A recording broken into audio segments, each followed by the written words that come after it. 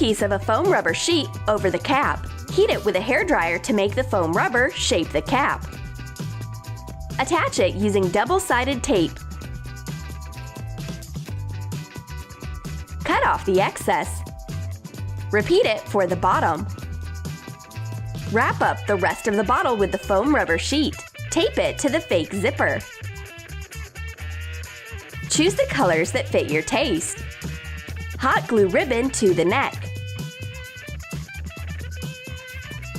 Now, Miss Smith's drink is hidden in her pencil case. No one will guess there's a bottle of a sweet drink in it. She sneakily drinks out of the pencil case. It's good nobody sees her, otherwise they would think the teacher has had sunstroke. The blue-eyed girl has a weird pencil. Instead of the lead, there are little marshmallows in it. Make a parchment paper cone. Fasten it in a cup. Melt a broken wax crayon above the flame. Pour it into the cone. Let it harden. Cut out a wide plastic tube. Remove the hardened wax cone. Mark the size of the tube. Cut off the excess. Put the cone into the tube. Trim the tip like it is on the pencil. Fill the tube with mini marshmallows. Melt a little more wax again.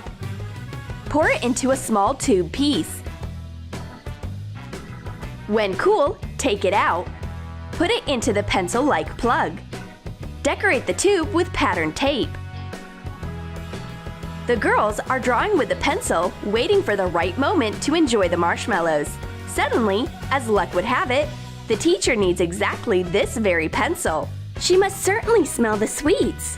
She takes our candy stash, and as soon as the teacher starts writing with the pencil, a lot of mini marshmallows drop out, scattering all over. The girls are unhappy, unlike Miss Smith. She adores marshmallow. She can even catch the candies with her mouth, or at least she pretends she can. It's crystal clear that we won't see our marshmallows anymore.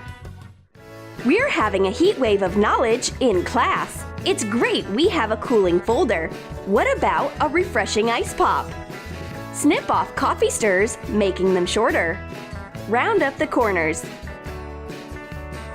Pour fruit juice in insect-shaped ice molds.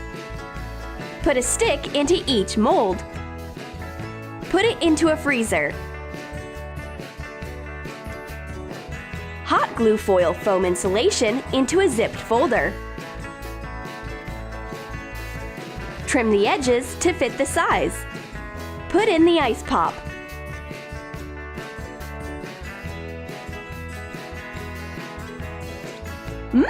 Wonderful ice pop insects! This caterpillar has come to save me from the heat.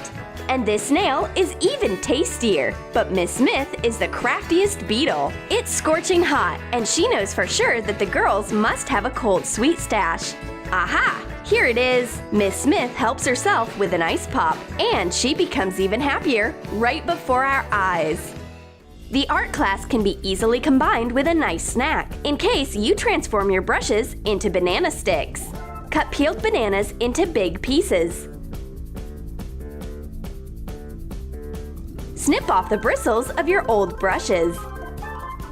Melt the bristles left over above the flame.